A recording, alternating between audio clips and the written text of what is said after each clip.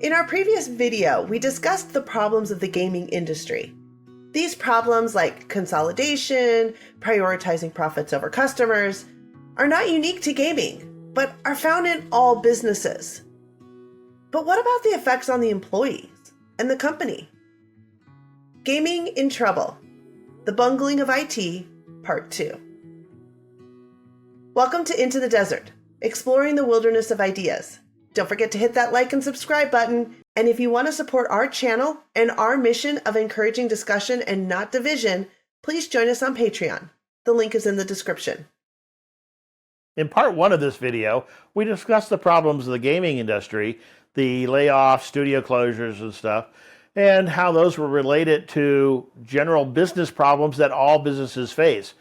Consolidations and a prioritization of profits over the customer needs. The reason consolidation is a problem is that it creates a barrier between upper management and the customer, and the bigger the consolidation, the more distant that barrier is, the more distant the customer is. You have also lack of understanding of IT, what's actually going on by upper management, and a lack of industry experience to some extent. These stem from a lot of bad decisions which are ultimately driven by a lack of information. To make a good decision, a CEO needs good information, but because of the consolidation, they are so far removed from the front lines of the businesses, they often don't have that information. And they end up with only focusing on costs. And costs are a problem. You can get higher profits, but if you end up cutting your customer service, that ends up as a problem. And we see this largely in the IT industry because for decades now there had been a drive to lower developer costs. And you see this. I was in a meeting once with a CEO of a business and they needed a new engineer. The CEO said, "We need a new engineer, but I don't want to consider US developers. I only want H-1B visa people because they're a lot cheaper." Well, they're not supposed to be, but in those days they actually were. But that causes a lot of problems. Yeah, there's a lot of noise about how the STEM industry is this growing industry and that we need to be teaching STEM to our children. And my kids in summer school have STEM classes so that they can learn about programming and gaming and computers. And on some senses, I think that's good. It's helping them understand a little bit about computers. Cal State San Bernardino just received $85,000 in grants to help fund 30-some scholarships for STEM. The whole STEM thing has always been sort of a pet peeve of mine because I have been in the industry from the 1980s forward. I've heard all the complaints and all the need for STEM, and we have to go out and get the H-1B visa because we don't produce enough STEM. Part of that is just a myth. According to the federal government, from 2012 to 2023, we created 6.6 million new STEM graduates. So people out there with STEM degrees ready to create jobs. Over the same period, we created 5.4 million new STEM jobs. So we created an excess of 1.2 million degrees in STEM. And yet we claim we need H-1B visas. Other stat I recently saw was that 1/3 of native-born Americans with undergraduate STEM degrees actually work in STEM. So we're producing a lot of people going through college, spending a lot of money to get STEM degrees, and then you have people in business saying, "I don't want to hire Americans with STEM degrees. I want H-1B visa people." I'm one of the statistics. I got a degree in STEM. I started working, and due to many factors, I don't work in STEM anymore. IT is kind of seen as a job for young adults, and technology is constantly changing, and employers want to hire people who are up to date on the latest technologies, and I just got too expensive. Well, there's part of that. I've seen lots of companies come in and say they want somebody with 10 years of experience in a technology that's only been out 2 or 3 years. So they just know, they know the buzzword. They know this is the new thing that they want, And they don't consider whether someone with a proven track record of learning technology can learn a new technology. They want someone with lots of experience.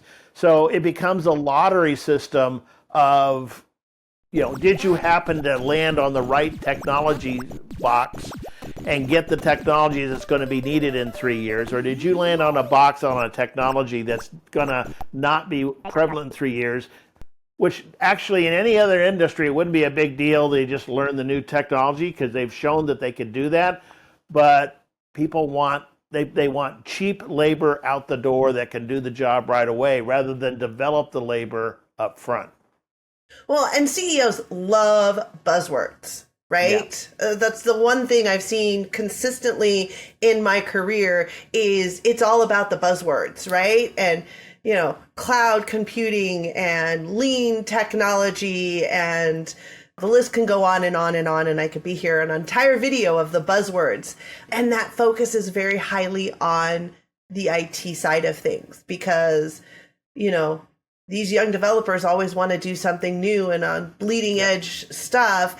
And there are reasons that things are done the way they are, and they may not be pretty and they may not be perfect, but it is not clean cut. The world is not as pretty as you get into a classroom. And those of us who have gone through schooling and then gone to the real world know that most of what you do in school is enough to pass the test, because when you get into the real world, you might take a little bit here and a little bit there, but most of what you're doing is nothing you can learn in school. You literally cannot learn what you need in school because life is too complicated. Business is too complicated. And the bigger the business, the more complicated it is. And taking something that was developed, let's say even 5 years ago, and upgrading it to a new version can take months, if not years. This is the sort of knowledge you get as a more seasoned developer, is you get an idea of how to judge the various technologies and the various options. And younger engineers, they're like CEOs. They like buzzwords. They want the latest, newest, biggest thing. This was a real problem around 2015, 2016, 2017, where they were coming out with new technologies so frequently that there was actually this phrase called JavaScript fatigue. And it was built on the fact that I read an article once, it was almost a parody, except everything mentioned was true, where guy comes to an IT person and says, I want to put a table of data up on a web page. It was like, oh yeah, it's simple. Well, to do that, you just do this. But then he started going, well, if you're going to do that, you need to have this, and then you need to have that. And it went for like 2 or 3 pages of all this stuff. And I found it humorous because, you know what? I'd actually been in that type of conversation where I asked a developer just to do something quick. And next thing you know, we had 10 or 15 new different technologies, and they spent all the time just trying to get them to play together nicely. And then suddenly a new technology would come out, and the biggest thing was, well, how do we get this new technology to play with this other group of other technologies? There's a bleeding edge of technology, and it's called that for a reason, because if you're on the bleeding edge, you're getting yourself cut up. Whereas if you take back a step, you can get the job done and it works and it won't have problems, as opposed to the scaffolding of various technologies that have to all play nicely, and then one of them gets updated and the whole thing breaks. Well, yeah, and there's also this idea of there's what the customer asks for, there's what the customer thinks they want or thinks they ask for, and it's what the customer actually needs. And they're not the same thing. And until you've dealt with that, until you've had to, well, you asked for this, well, that's not what I meant. You have to learn how to interpret. And just because they want A to equal B doesn't mean A equals B. And you sometimes have to say, this is good enough. Yeah, you need someone to translate technology to the business. I mean, they are different worlds. It's one of the reasons, by the way, that Agile has been so successful and is such a great way of doing things, is because Agile gets things in front of the customer, because the customer, quite frankly, doesn't know what they want, and they're not going to know what they want until they see it. So the sooner you can get something in front of the customer and get that feedback, the better the result will be. And Agile is built to handle that. Most things in technology are a great 80 to 90% solution. A lot of junior developers simply do not understand the trade-offs. They also don't understand a lot of what the technologies are doing. So for example, I was called back once because a piece of software I had worked on developed a security problem. It was not handling security any longer. And they called me back, and I'm looking at the code and I see they had commented out a section of what I had written.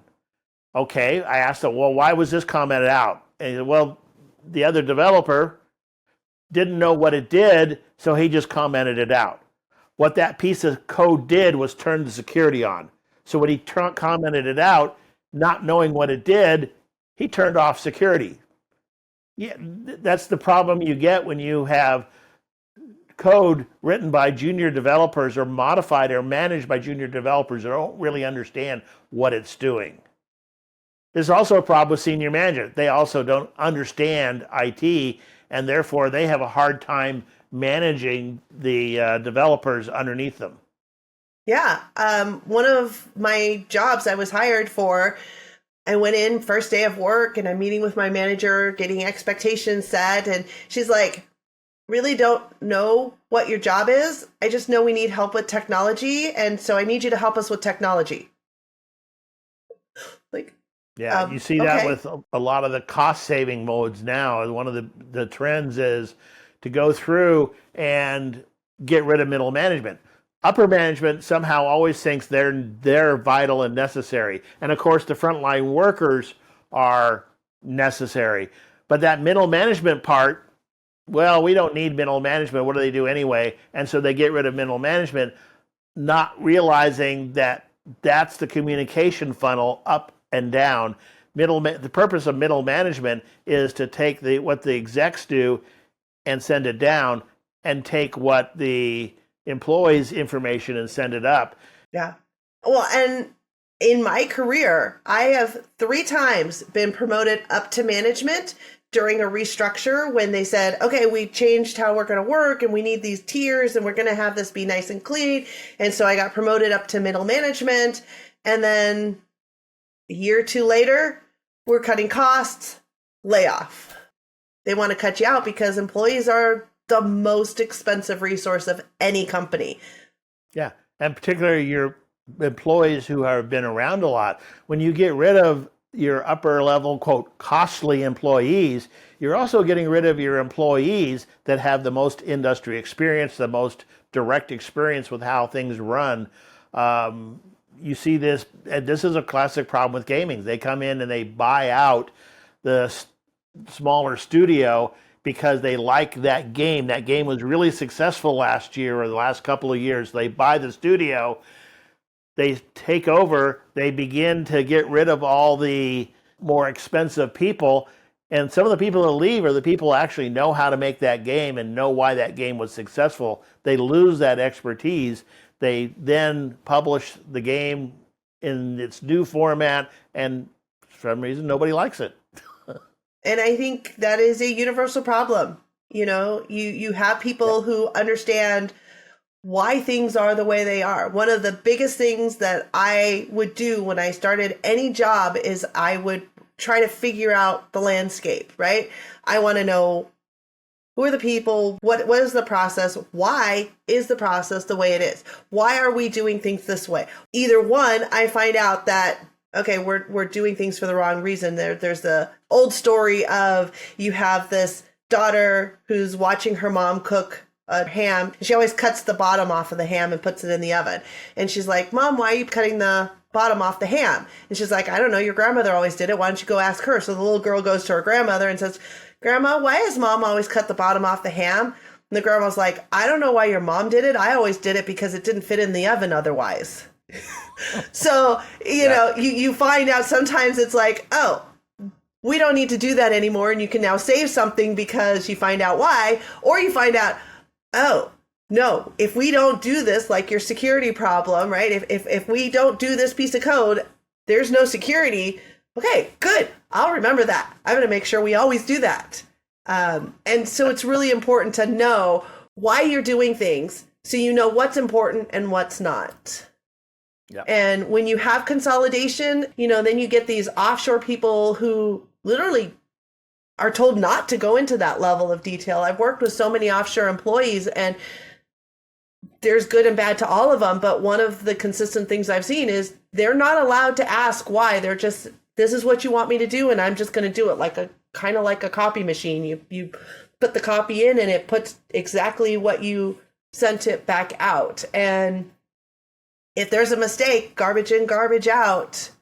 Yeah. And so having those focus on bringing in the young employees or bringing in the offshore people, or, fingers on keys, as one of my old bosses said, and everybody hated that. I'm not just a fingers on key person. It's not better. Bigger is not better. No, and in a lot of industries, you had this concept of developing your employees. A master machinist and an apprentice are seen as two different employees, two different skill levels, and yet a master developer and a junior developer are seen as, actually, the junior developer is often preferred because they're cheaper and they seem to know more, which is why you end up with these absurd stats of we're producing more STEM degrees than we are STEM jobs, and you have 1/3 of people with STEM degrees who are actually employed by STEM, and yet upper management at these big high-tech companies are complaining that they can't find people to fill these jobs. They have to bring them in from overseas. And then they wonder why their projects are always over budget and take 3 times longer than they thought. Yeah, if your problem is you don't have the employees, then maybe part of what you should be doing is developing that base.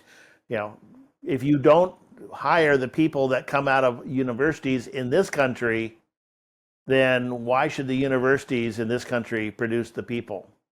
And again, we're offshoring jobs. Do you agree with our analysis? What did we miss? Have you had similar experiences in your career?